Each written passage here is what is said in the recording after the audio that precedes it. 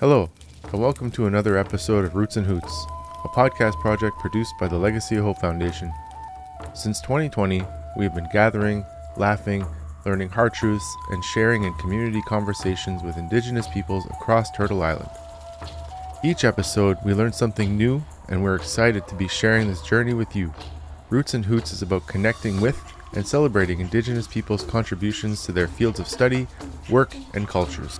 We also speak with allies who share how they are furthering the work of reconciliation in Canada. To learn more about the Legacy of Hope Foundation and the work that we do, please visit legacyofhope.ca.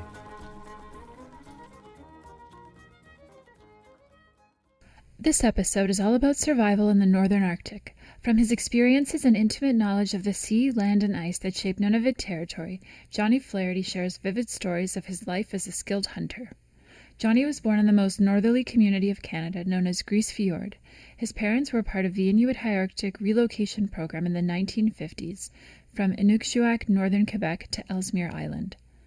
Johnny has lived an adventurous life and seeks to share the stories of his hunting and dog team days with his many grandchildren. Johnny is a humble, kind community man, and we hope you enjoy some of the special stories that have helped to shape his life. Good afternoon and welcome to this podcast of Roots and Hoots. I'm your host, Gordon Spence, and today my guest is Johnny Flaherty from Iqaluit, Nunavut. Hello, Johnny. How are you today? I'm doing fine, Gordon. Nice to talk to you and see you again at this time. Yes, for sure. Yeah. Johnny, you grew up like in the high Arctic. I know you're Inuk and all that. I know you personally. Why don't you just start by talking a little bit about your background, like where you grew up, your family, and your community of Grise Fiord. Tell our audience a little bit about that. Okay, I'm Johnny Flaherty. I was born and raised up in Grise Fiord. Of course, my late mother and father, they were relocated to the high Arctic in 1955 by the federal government when they were living down in Inuk, northern Quebec. And they were taken by the ship and brought all the way to Ellesmere Island. And also, my father's biological father was Robert Flaherty, who made that movie, the silent movie, Nanook of the North. I mean, your grandfather. Yes, my grandfather, yeah. You speak Inuktitut, which is it's the Inuit language. Just want to clarify for our listeners, Inuit they're more commonly known throughout the world as Eskimos, which is not really what they call themselves. They call themselves Inuit, and it's what they're most commonly known as today in Canada and North America. So if you're listening, that's who they are, and they live in probably the harshest part of the world in terms of climate, the cold place in the coldest part of the world, up in the high Arctic. And Johnny speaks Inuktitut. What I wanted to ask him was a little bit about your community. How big is Grise Fiord? I haven't been up there since I left the community in 2002. So I really don't know the exact number, but at that time in the 90s and in 2000, there were about 130 people. And it's always been hovering around 100, let's say 20 to 140 most. And I don't think ever populated up to 200 people in one time. I don't think so. Yeah. And I was up there in September, and I was up there with Martha and working on a documentary about the relocation of your family. And I found it to be like a real quiet place, like so serene, and just sitting outside the Co-op Hotel there and having coffee, and hardly anybody around, and you could just hear the lapping of the waves on the shore, and the seagulls flying around, and it's such a serene and such a peaceful place. Also got like 24-hour darkness in the winter, and 24 daylight in the summer. That must be one of the most challenging part of living up there. Yes, and of course, born and raised up in Greece Fjord, and my parents were unilingual, and they only spoke Inuktitut, and of course, they have a slight different dialect than North Baffin people. They're same Inuit, but in Nunavut is a very wide range, and in each area in Nunavut, there's slight different dialects. And my parents were from northern Quebec. That's itself is absolutely different dialect than, let's say, from Kitikmeot or Keewatin or High Arctic. So I started learning Inuktitut right off from birth. and of course, Greece Fjord were established in the 50s, so there were people from Pont de l'Est and northern Quebec, and let's say a little bit of from Payne region and Clyde. So in a small little community, you learn different dialects right off the bat growing up. And of course, the season is there too. Absolutely different season than some parts of the north because it's a high Arctic. At this time, probably around end of March, beginning of April, that's when you start to notice it's going to be 24-hour daylight. And from April to about end of August, that's about 6 months. That's 24-hour daylight.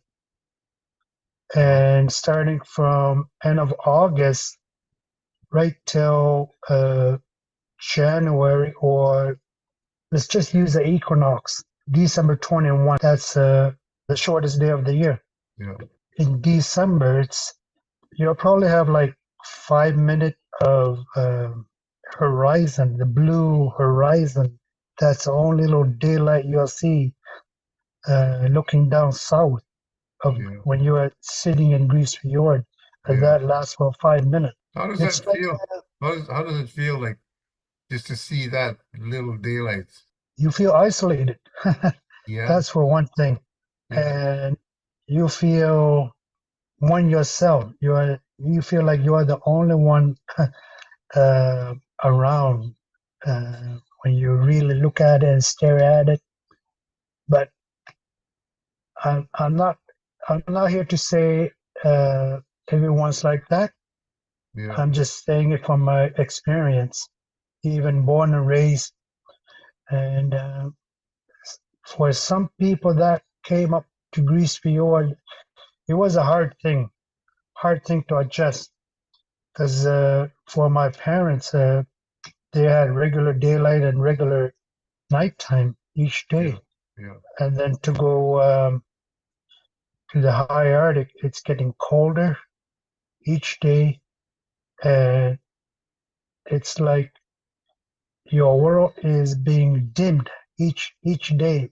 Let's say you yourself or an individual is inside the house alone, and you start dimming or putting the lights out in every room, and you are relying on one light, and then you shut it off, and you're going to be there till the sun comes back, and you're playing with your mind, or your mind is playing with you, and you have to come up with some solution, telling stories, doing something with your neighbors or your friends or your family members, trying to make jokes or just go out for a walk, even if it's cold and dark. Coming back to your house, you feel more privileged that you're inside a nice and warm place. I really can't explain it because I was born and raised in the dark. And I seen it when I was a little kid. It's getting darker. darker each day until it got so dark you can only see the glimpse of a daylight on the horizon, which was bluish for 5 minutes most, and then it just starts dissipating into darkness. You're already in the dark. You're just looking at the horizon, the blue horizon, and you have to kind of ignore it in a way and almost say hush hush to it. I'm gonna wake up tomorrow. It's gonna be something different, or I'm gonna do something tonight or this hour. So as a kid, we played outside a lot, hide and seek in the dark and cold. uh, Go sliding. A lot of times when the 24-hour daylight started coming out, we did a lot of sliding. 24-hour daylight, we did a lot of walking around, uh, touring the mountains, touring the areas we've never been. So we would know what exactly is in that area. And when we grew up, we can say, oh, there's this rock on this area that is different, or there's a tunnel in the glacier that way, or stuff like this. If you want to climb that mountain, you have to go this way. You know, these were done when we were young, when we were kids to teenagers. God, that must be quite an adjustment to make. And it must have been a shock for your parents when they moved up there and it's such a different climate and the sun disappearing every day. That must have been extremely hard for them to adapt to. And it's surprising that they actually lived through that, you know. Yes, yes, they did. For those people that came up to Grace Fjord and have experience living there, even in this day and age, some families have moved up there and they didn't last long.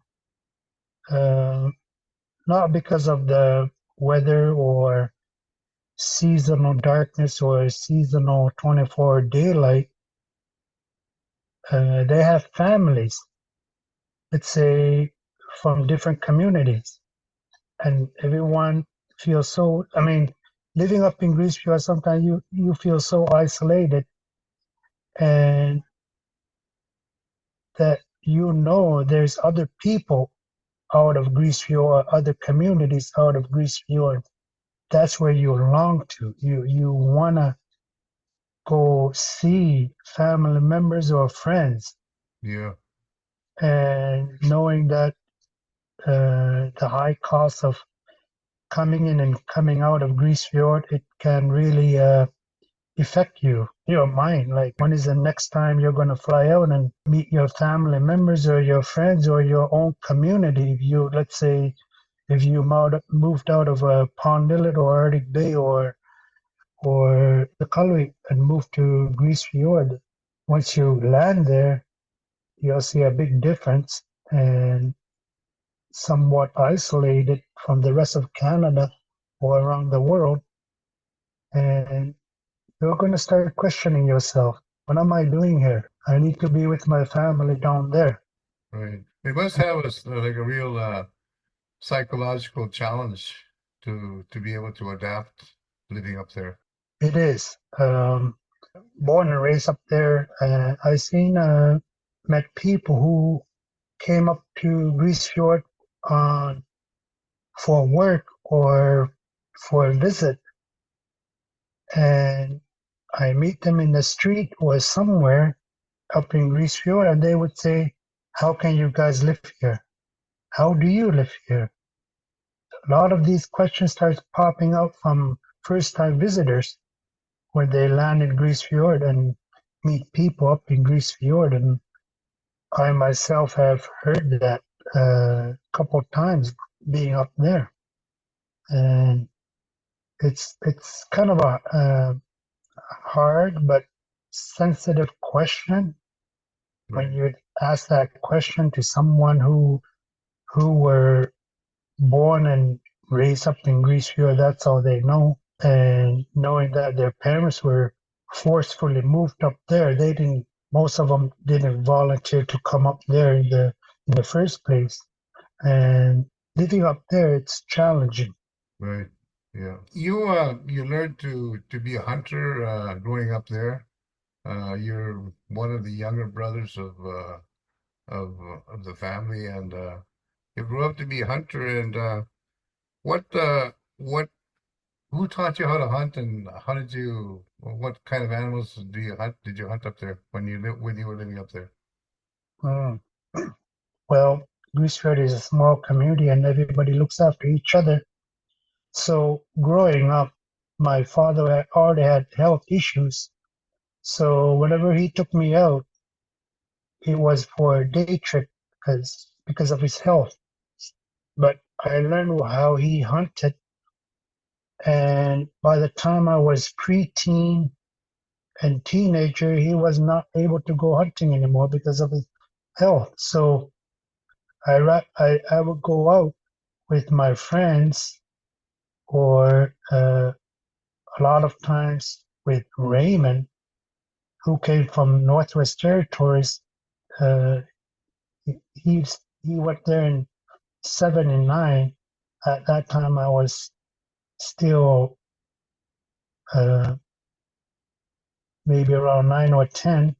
That's when I really started following him around, and we were learning pretty much the locations and the areas and the hunting areas and the animals by ourselves. But a lot of times, getting taught by other people that have already been hunting around for quite some time up there. Let's say neighbors, or like if an older person wants to go hunting and doesn't have anyone to go with, he would have asked me, and of course I would say yes. And that's how pretty much I learned firsthand, following other hunters, and of course all by myself too, learning things by myself. And uh, that's where the experience comes in, Right. learning from the hunters. Yeah. Uh, you eventually became a polar bear hunting guide. Can you tell us a little bit about one or two stories about your experience doing that? I guess there were uh, tourists from out of town would come in and pay you to take them polar bear hunting. Can you tell Hmm. us a story about one or two events? Yeah, I think I had like close to 20 polar bear hunts using dog team. And I started off quite young. Just coming off from high school, I moved back to Greece Fjord. There wasn't much jobs available, and I noticed that there was a family from out of Canada. They're from England or Ireland, and the husband had a dog team, and they were planning to go to Greenland with them, with the family. Wow. And I met them on the sea ice. I'm puttering away with a beat up old skidoo, and he stopped with the dog team, and the dogs went down peacefully. And the guy walked over, and he's a white man. And I said, wait a minute, something wrong here. Here's a white man uh, welcoming me in my hometown, and my skidoo is almost broken up. It has to switch. It has to switch. Yeah, he's got a dog So too, and you're on a skid. yeah, yeah, good for him, because that's if I never met him there. Where was he coming from? I think from Ireland, if not England. No, but how did he get his dog team there? Oh, he bought a team from Igloolik, and flew them up to Greece Fjord, and that's how he went around Greece Fjord. And he was a painter. And now, a word from our sponsor. Ayaya songs are about our histories. Ayaya is an Inuit-owned firm that tells our stories in many languages across Canada. They are experts in publishing children's books, usually in syllabics, and they do large multi-language projects like the reports of the Missing and Murdered Indigenous Women and Girls Commission. If you need help getting your stories into classrooms or homes in Cree, Inuktitut, or other Indigenous languages, check them out at ayaya.ca. That's ayaya.ca. Ayaya is a proud sponsor of the Roots and Hoots podcast. But anyhow, the following year, I started a dog team with the help from Larry Aulalo. Yeah. Because he was a step uncle, I just call him an uncle, and he already had a dog team for years. And I told him that I wanted to start a dog team, and without hesitation, he helped me. And over the course of 3 years, I had my dog team, and I followed him a couple of times during the bear hunts when he took some hunters out, and I wanted to follow his steps. And he lent me a few of his dogs for the hunts of my own with some hunters from around the world. And every hunt was different. Yeah. Of each bear hunt. There's a lot of stories I've been wanted to put them in record myself or write a book or something about each hunt, what it was like, the feeling. Yeah. And how it was. Because one day when I was out on my own dog team traveling on the sea ice during a 24-hour sunlight, I was just traveling on my dogs. No motor, you can't hear nothing. Just the sliding of the sled and the thump, thump, thump. And I was looking around, smelling the sweatness of the dog because they're so pulling so hard on a nice clear day, calm. It wasn't cold. And I'm traveling, looking at the mountains between Devon Island and Greece, Ellesmere Island. And I said, oh, as if my dad just hopped on my kamutik. And I was looking around and I said, this is exactly how he used to feel when he was on a dog team. This is exactly what he saw and smelled and felt. It really touched me in the heart. Yeah. I don't know exactly which specific bear hunt I want to tell, but there was a couple that I found it different every time.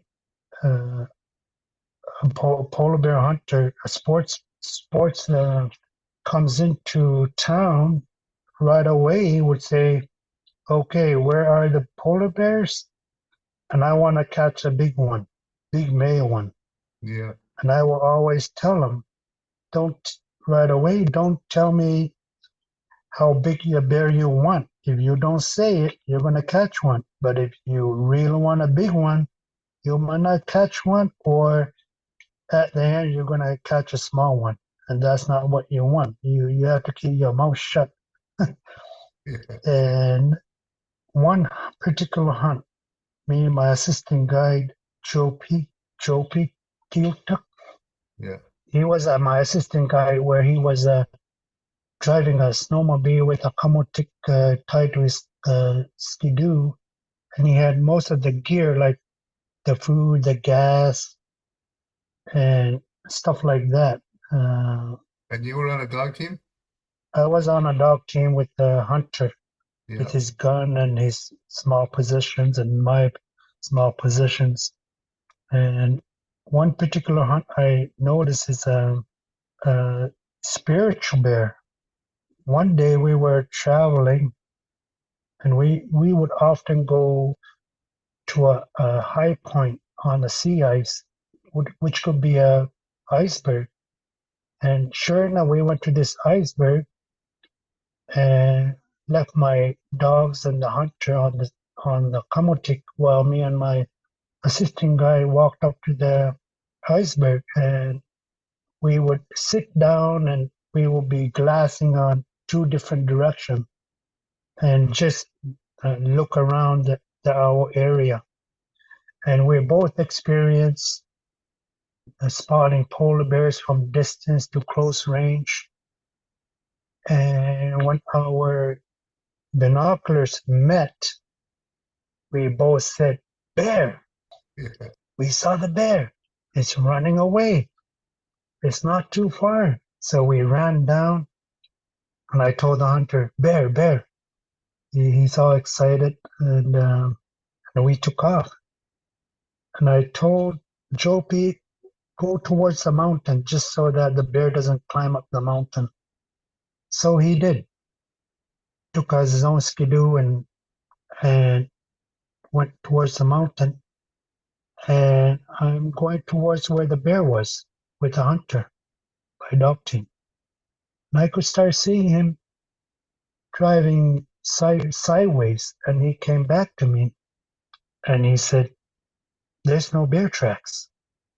"What do you mean?" "We saw the bear together." Yeah. There's no bear tracks." I couldn't believe it. That can't be true. It's right where that little ice is. It's right there. He said, "Take my skidoo and go check." So I went, and at that time there was a light snow that has fallen, so it would have been very fresh tracks. I went there and I started looking for the tracks. I didn't see any. It's just the fox tracks. And I came back to the hunter and says, "False alarm, but it's very strange. We saw the bear with binoculars, but there's no bear, and there's only fox tracks. Wow. Fresh fox tracks." Yeah. So we let it go. And the next day, we took off again after we camped. We took off again. This is at night? I mean, this is during the winter? No, it was this was in April. So 24-hour daylight. Yeah. There's no darkness. Okay. And you can use your binoculars any time of the day or night. It's Right. 24-hour daylight. There's So still a lot of ice and snow, though. yes, lots of snow and lots of ice. And so we took off again the next day. We saw a bear. We seen a bear again. And it's actually eating a seal meat. The one that, I guess, old seal. And it's really eating, and it looks like a male bear. Nice big male bear. It's ripping the seal skin off from the carcass. And it's right around the iceberg. And so we all seen it. The hunter seen it with the binoculars, and he says, "I want that one. I want that one." Sure enough, me and the hunter, sport hunter, we're taking off by the dog team, and we're kind of sneaking up to where the bear is, hiding from behind the ice, going to the another ice in that way, kind of sneaking up to that bear. And I knew exactly where it was. So, and I told, "Hold on to the rope, because I'm going to tell my dog that there's a bear nearby, and they're going to take off towards the bear." So I told my dogs certain word. Whenever there was a bear, I would tell my dog team that there's a bear, and they would take off running. And that's exactly what they did. And the hunter was super excited, and we went to that area. No bear. We saw it, three of us. with a binocular. Most time the sport hunter would have these fancy binoculars, like say Zeiss or Swarovski, the very clear, expensive 60 power binoculars, and we clearly saw it. Even the hunter saw it. And when we went there, a fox ran away, and something is going on here. So we knew that the spirit bears were showing us that something is going on. And after the hunt, actually the hunter caught a bear afterwards, and it baffled us because we seen it. We seen the bear in the first place. There was no bear, just a fox track. The very next day, we seen the bear eating. Turns out to be a fox. And that's baffling. So I asked the elders, what does that mean? They couldn't really understand what I saw. But from my experience, I think the spirit bear was trying to warn me something is going on in my life and in my family. So, and another hunt I just want to share is it's just one of those hunts. Of course, we would be given 10 days to hunt, and then we have to be back to town. That was a contract. Yeah. And of course, I would always bring Jopi, a very experienced assistant guide. And we're traveling, and we seen tracks coming down the mountain towards the shoreline. And we're very close to the shoreline. And he said, "Oh, I want to go check those tracks, see if they're fresh or if it's male." Jopi and I knew from the tracks, reading the tracks, if it's a good sized male bear or if it's a female. How can you tell? The female, their hind legs, the hind legs of the back legs, Yeah. their paws, the heel touches and gives out a little circle, Wow. and males don't. And so he went to go check just by skidoo. I could see him get off his skidoo and he's walking around back and forth, back and forth. And I said, that's unusual. He doesn't do that. And then he came back and he said, go see. Take my skidoo and go see. Why? What's wrong with the tracks?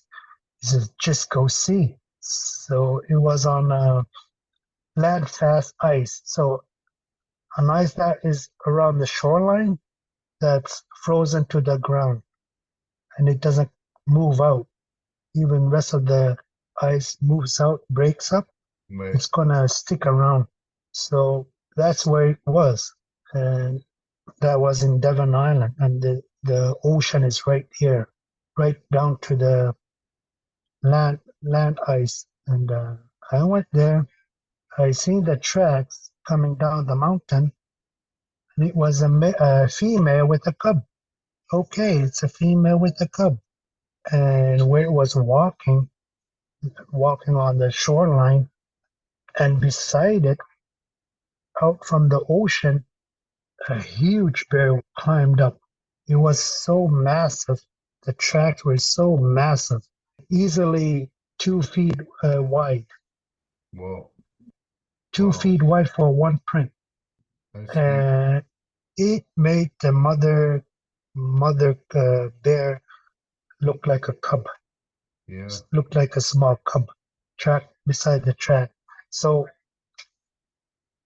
from what I understand, the elders used to say the huge bears, they're called tulayuituk, the one that doesn't walk on land or on the sea ice. And I believed it. I saw the tracks. It was, one print was, I say, like 2 feet 2 feet wide. Wow, that's massive. Yeah, massive. And I can say I haven't seen the bear, but I've seen the proof that they do exist, the one that live swimming in the deep ocean. Yeah. Those are the massive ones. You actually saw the footprints. I saw the footprints, and of course I didn't have a camera at that time. So now I say I should have taken some cameras. Mm-hmm. But there's one time me and my other friend were bear hunting mid-March, so we're still getting dark nighttime. It's dark. And on the third day, we saw a bear, a big bear, and my dogs quarreled it on the iceberg. So the big bear was hunched down. It didn't stand up, it just hunched down. And I released maybe 5 of my dogs out of 13, and they all went right to the bear, barking at the bear, all surrounding it. So me and the hunter, we both had the gun, and we're walking towards the bear.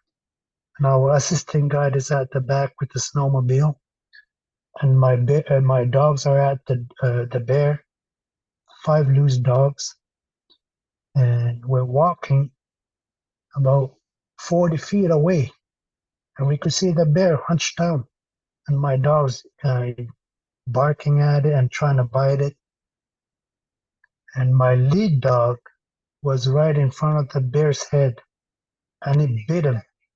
It bit its nose, and the bear stood up and made the biggest growl. It almost like a bomb went off. Whoa! And it felt like our heart skipped a beat because of the sound. It was so loud, and all the dogs took off every direction except one dog, which was my lead dog. And it was running towards me as fast as it could. And the bear was just behind it. And me and the hunter were standing and aiming at the bear. And it moved so fast, it was like a wink of an eye. And my lead dog I was watching my lead dog eyeball to eyeball, and he's going full blast towards me for protection. And the bear is just behind him. And luckily, there was a loose dog that intercepted, and the bear caught him. It covered it pinned him down, and we couldn't see the body of a dog. We only saw the tail and the head. The two front paws of a bear covered the whole dog, and this dog was huge. Yeah. Anyhow, we thought, wow, that's one hell of a fat bear. It's huge, but it's so fat. Absolutely no fat. It was pure muscle, nothing but muscle. It was like about 2,500 pounds, and the way it moved for a big bear, it was very impressive. Like it can move so fast, like a wink of an eye. Big respect, huge respect for every bear that I caught. I always thank them. I always thank them for every time we caught them. Of course, we would cook some meat right after the catch, and of course, my dogs would just love eating when I'm cutting up the bear, and I would start cutting bite-sized meat. And whenever they were all ready, they would all surround me, and then I would feed them, each one of them, till they were all full. Yeah. And this was, it's one of those hunts, but there's a lot more bear hunt stories, and every hunt was different. Yeah. Just sharing some of my hunts. Incredible. Yeah. And now, a word from our sponsor. Ayaya songs are about our histories.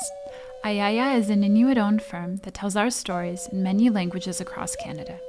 They are experts in publishing children's books, usually in syllabics, and they do large multi-language projects like the reports of the Missing and Murdered Indigenous Women and Girls Commission.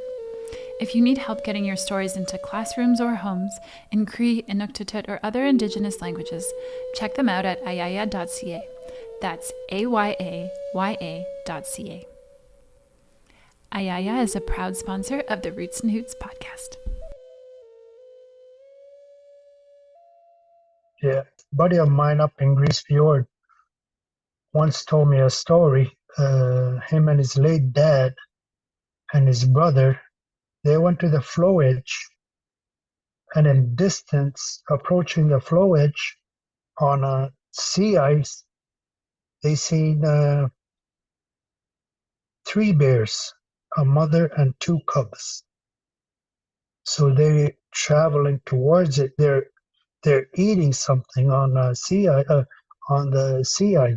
on top of the sea ice, and it was a very flat, smooth sea ice. So they're approaching it, and as they could see in a distance, just by eye, and they're getting closer and closer, and they're getting bigger and bigger. The mother and 2 cubs, and then in a distance, the mother took off, leaving the 2 cubs behind, eating something, a carcass. So they went closer and closer, and the bears got bigger and bigger and bigger. They realized the 2 cubs that the mother left were full-grown big male bears. Wow. And the one that they thought was a mother took off, and it went into the ocean. That's a huge one. Wow. That's a huge one. Yeah. Yeah. The elder told me the tulayuito, the ones that always stay in the water, the big ones, has a slight discoloration on the back of their neck, which is gray. Yeah. Grayish tip on their neck. Mm-hmm. So they do exist. It's almost mythical story, but they do exist. Yeah. Yeah. When you catch a bear, you keep most of the meat. You give some to your dogs, and you eat the heart and stuff like that. What parts of the body do you keep for your family to eat? First thing that me and Jopi, we used to cook right away when the hunter catch them, or if we caught bear ourselves, it's a brisket. I love the brisket boiled. Even some hunters tried it and they kept eating it. That was our favorite part. What's the brisket? What part of the body is that? That's the chest part. Yeah. Yeah, that was our best part, anyways. And of course, the meaty part, I would feed to the dogs.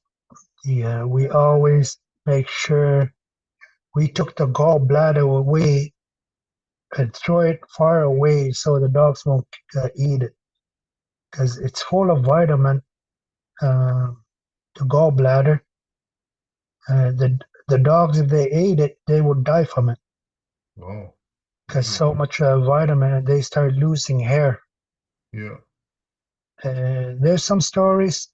If you want your dogs to be bear hunters when they're young, you use a tip of your finger and dip it in the gallbladder and let them lick it. I don't know. It's almost like I don't know, heavy drug. I have no idea. Yeah. But it's a taste that they'll never forget. And when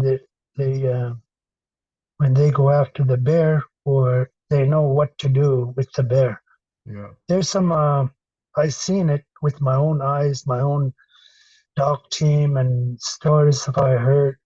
Because each dog team are different too, how they are raised. Some were particularly used for seal hunting, sea mammals, but there were some dog team that were specifically used for bear hunts. Yeah. And from my own experience, my own dog team, when when I release the dogs and they go chasing after the bear, and they're going full blast, uh, 60 to 80 kilometer going after the bear, and we'll be on a kamutik. Rest of the dogs will be running as fast as they could too. So you're holding on to the kamutik with a rope, and the kamutik is sometimes in the air. Yeah. Uh, Kamutik is what? the sled that you're Sled. on top, and that's where the dogs are pulling. Right. And when we caught the bear, when the dogs coil up the bear and the bears can't run away anymore because it's being I don't know, bitten here and there. So you see an African documentary where the tiger or the lion is attacked by hyenas. A bunch of hyenas attacking one lion. Yeah. Exactly the same. That's where the huskies were on the bear. And when we caught the bear, there were sometimes some of the dogs, it becomes like a wolf. It starts growling and showing its teeth toward you. This is your own dog. Yeah. Yeah. Yeah. Interesting. Yeah. So, yeah. So, What other animals do you like? What other animals do you hunt uh, when you were up there, like up in the high Arctic? Like mentioned pretty, seals and any other like caribous or anything like that? yeah, up in Bucks? Greaseville area, there's, of course, a lot of time is spent on the ocean, the sea, during sea ice breakup, which we call summer. We use our boat, or when the sea freezes into an ice, we hunt. The ring seal is around there all year round, the ring seal. Yeah. So that was the most common one to hunt uh, during winter and summer. And of course, harp seal starts coming up when the ice broke up.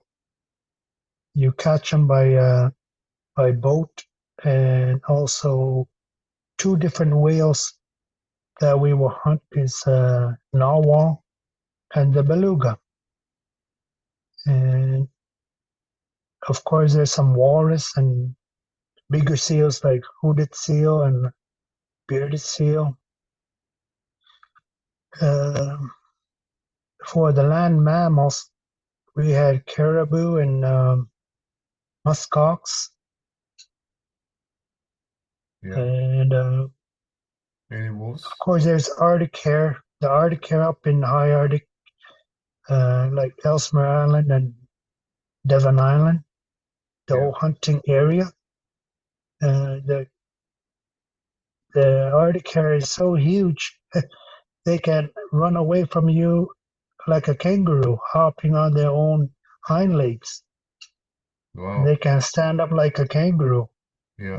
uh, and they stand like 3 to 4 feet to their uh, tip of their ear. So yeah, there's some of them are huge.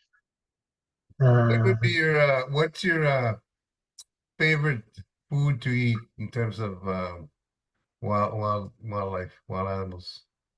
I like every animal when they're freshly caught, but there's some animals you don't mind aging, or when they're cooked, fried, or uh, frozen or Yeah. dried. Uh, I like caribou. I think I'd say caribou is one of my favorite. Yeah. Also, I wanted to ask you, like, anyway, they're known for eating their much of their food raw. Uh, Explain, like, what meats or what animals do you eat raw? Caribou for sure. There's caribou, seal, ring seal.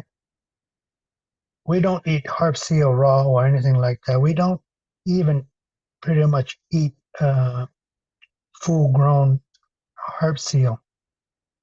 The Why is that? strongest, the taste is too strong for us. Yeah. Yeah. What about Uh, polar bear? yeah, we do eat it cooked. Some elders in the past, they could eat it raw or like frozen raw. Yeah. Uh, I tried it. It tasted different, and I kept away from it. uh, Not the I best taste. only I, on, I only like it when it's cooked. Yeah. Yeah. Yeah, there's certain animal. Let's say for walrus, people eat walrus, and some age them. Some people love eating iguana. You probably know what that means. It's fermented walrus, and some people eat that. Yeah. It gives out the strong smell. Yes. The smell itself is so strong that some people just walk out from the house. Right. um, Yeah. but I had some of it, and in midwinter it kept me warm out hunting, and I had energy all day. Yeah. It's like drinking Gatorade all day. Yeah. Well, Yeah, seal's like that, right? When you eat seal raw, it gives you a lot of energy, keeps you warm. they do. Yeah, they keep you warm. Yeah. Yeah. Yeah, Okay, we're gonna switch gears here a little bit. In terms of your experience as a hunter, and I understand you also work in the area of search and rescue, looking for people that are lost in the Arctic. Has your skills as a hunter helped you? absolutely. It's that most of the search and rescue, especially here in Calgary, I've been involved where we had to go look for someone in a blizzard, and when someone is lost in a blizzard, you're expecting to get wet. You're expecting somewhat don't know exactly where you're driving your snowmobile into. You have to be careful because you could be at the edge of a drop off, and it has happened Yeah, to numerous hunters, especially in a blizzard. The land itself is the same. There's no you cannot recognize any landscape during the blizzard. Um, Preparation, exactly have to know uh, what to bring, like extra clothing, uh, extra sleeping bags, anything that you could comfort the person if you found that person freezing out there.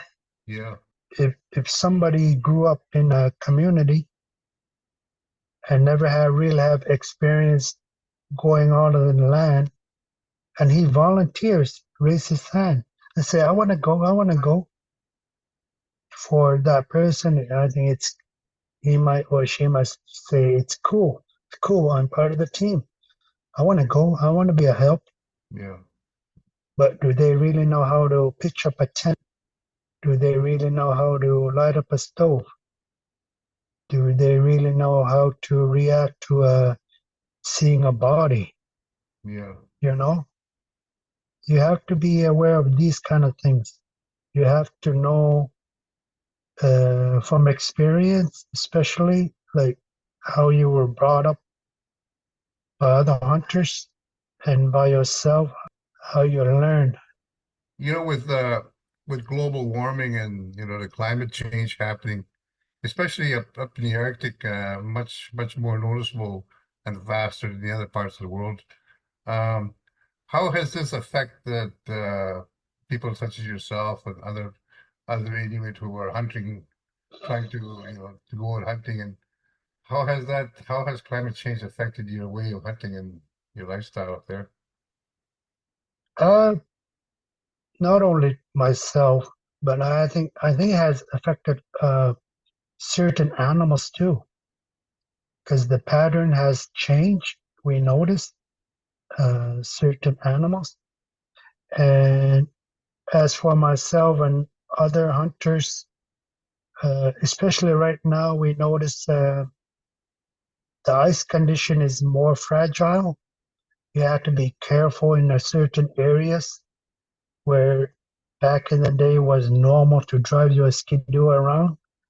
Now it could be a thin ice or open water. And we have lost some hunters like that. Like right now in the Kali, beginning of April, we will only start seeing the snow thawing and melting in May. It started beginning of April and it's still thawing. And everyone's saying it's 1 month early. The weather-wise, how it's so mild. We've been hovering around -0. I think we even had +2 and hovering between +2 and -13. It's being around there. Right today, I think it's -5 outside, which will be normal in June or May, Hmm. end of May or June, and where it started happening beginning of April. Yeah. But I don't know, it could be a freak of a weather pattern change, or we could say it's a climate change. But one thing for sure, uh, each community has said the ice condition has changed. It's freezing much later and it's receding much earlier. Right. Last question. Why is the process of truth and reconciliation important for all Canadians to be a part of? And what is your hope for future generations? Well, I think most of Canada, especially in the big cities, they have to learn what, for myself, what Inuit up north has gone through, not just Inuit, but First Nation, the complete culture shocks in a way, what our parents went through, the relocation. I know it's been out there in the public, but I'm sure that a lot of them still don't know what it was about and still what it is. There's still some people living up in Grease Fjord and Resolute that were part of the relocation. And I always say that was a project of the federal government. And up to now, I still say it's a project. It's still ongoing. So the federal government should actually help out so much to those two communities because it's their project. Yeah, yeah, And they just leave it to the territorial government to solve everything. To yeah, me, that doesn't sit well. yeah. And for the high school, and I mean, going to the residential school, I was part of it in the 80s, where I had to leave my community to come down here to Kaluit. Uh, for me, I don't see it as so much of a negative. I learned a lot from it. There were some other students that went through harder times because losing family members when you leave your community, when you say bye to them, when you're heading out to high school, not knowing that you're going to come back, one of your family members going to be alive. That's the part, leaving the community, having to go to school, not knowing if you'll come back alive or if your family members were to be alive when you come home. And also, I wanted to say, up to now, there's still hunters going out in every community. So there's a saying with Inuit saying, the woman giving a birth is closest to death, and a man going out hunting is closest to death too, because he might not come back. So I just want to say that saying of how Inuit had to be prepared all the time. We've been talking to Johnny Flaherty from Iqaluit, Nunavut. Thank you, Johnny, for taking the time to do this with us. For coming on our show, the Roots and Hoots. You got a fantastic story and history about your family and your way of life in the Arctic, and some fascinating stories about your polar bear hunting. Just an amazing to hear, to listen to you, tell your stories. I'm sure you have many others, and I wish we had more time to do this. But on behalf of the Legacy of Hope Foundation, I want to thank you for taking the time to do this. Thank you. Oh, thank you for inviting me for the interview. Thank you very much for sharing. Clear na me. Okay. Machito.